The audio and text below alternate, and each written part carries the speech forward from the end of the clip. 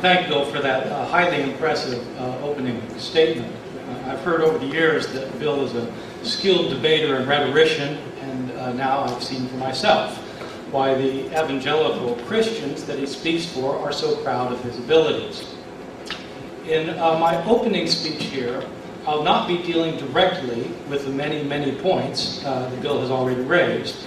I'll instead lay out my own case, which, by the way, is not exactly the case that he said I was going to make, although there are some points of similarity.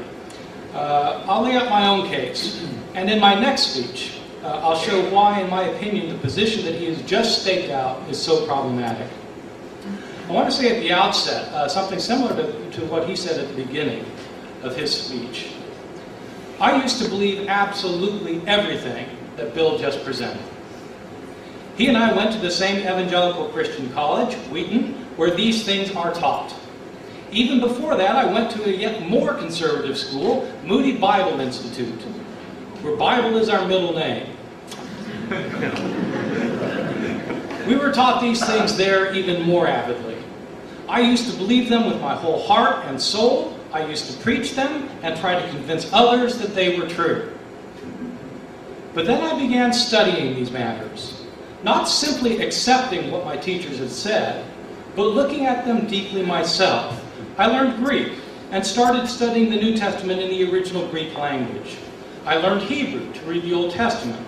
I learned Latin, Syriac, and Coptic to be able to study the New Testament manuscripts and the non-canonical traditions of Jesus in their original languages. I immersed myself in the world of first century, reading non-Christian Jewish and pagan texts from the Roman Empire and before. And I tried to master everything written by a Christian from the first 300 years of the church. I became a historian of antiquity, and for 25 years now, I have done my research in this area night and day. I'm not a philosopher like Bill. I'm a historian, dedicated to finding the historical truth. After years of study, I finally came to the conclusion that everything I had previously thought about the historical evidence of the resurrection was absolutely wrong. Let me begin by explaining in simple terms what it is that historians do. Historians try to establish, to the best of their ability, what probably happened in the past. We can't really know the past because the past is done with. We think we know the past in some instances because we have such good evidence for what happened in the past, but in other cases we don't know, and in some cases we just have to throw up our hands in despair. It is relatively certain that Bill Clinton won the election in 1996. It may be somewhat less clear who won the election next time.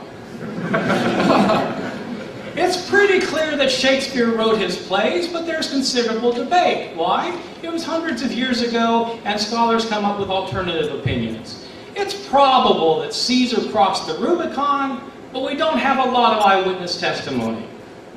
Historians try to establish levels of probability of what happened in the past. Some things are absolutely certain, some are probable, some are possible, some are maybe, some are probably not. What kinds of evidence do scholars look for when trying to establish probabilities in the past? Well, the best kind of evidence, of course, consists of contemporary accounts, people who were close to the time of the events themselves. Ultimately, if you don't have a source that goes back to the time period itself, then you don't have a reliable source. There's only two sources of information for past events. Either stories that actually happened, based on, ultimately, eyewitness accounts, or stories that have been made up.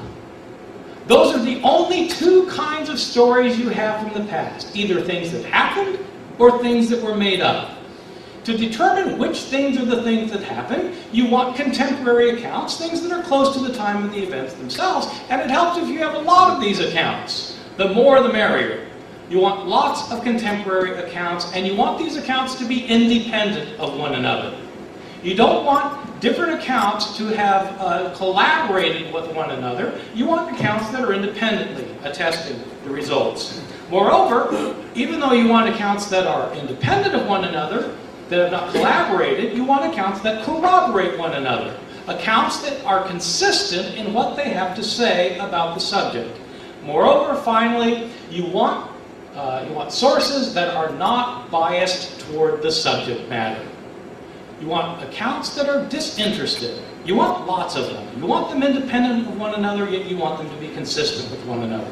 What do we have with the Gospels of the New Testament? Well, unfortunately, we're not as well off as we would like to be.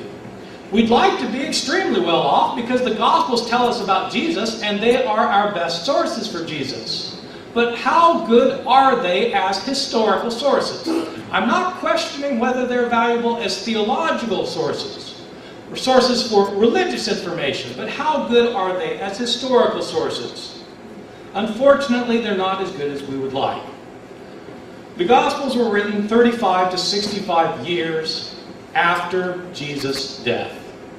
35 or 65 years after his death, not by people who were eyewitnesses, but by people living later.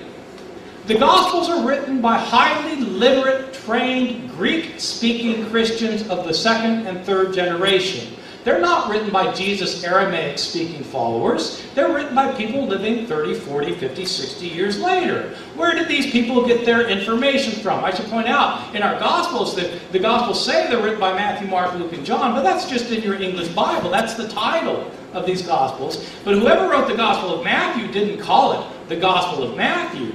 Whoever wrote the Gospel of Matthew simply wrote his Gospel, and somebody later said it's the Gospel according to Matthew.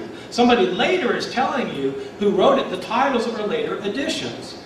These are not eyewitness accounts, so where did they get their stories from? After the days of Jesus, people started telling stories about him in order to convert others to the faith. They were trying to convert both Jews and Gentiles. How do you convert somebody to stop worshiping their gods to start worshiping Jesus? You have to tell stories about Jesus. So you convert somebody on the basis of the stories you tell. That person converts somebody who converts somebody who converts somebody, and all along the line, people are telling stories. The way it works is this. I'm a businessman in Ephesus, and somebody comes to town and tells me stories about Jesus, and on the basis of these stories I hear, I convert. I tell my wife these stories. She converts. She tells the next door neighbor the stories. She converts. She tells her husband the stories. He converts. He goes on a business trip to Rome, and he tells people there the stories. They convert. Those people who've heard the stories in Rome, where did they hear them from? They heard them from the guy who lived next door to me. Well, was he there to see these things happen? No. Where did he hear them from? He heard them from his wife. Where did his wife hear them from? Was she there? No. She heard them from my wife. Where did my wife hear them from? She heard them from me. Well, where did I hear them from? I wasn't there either.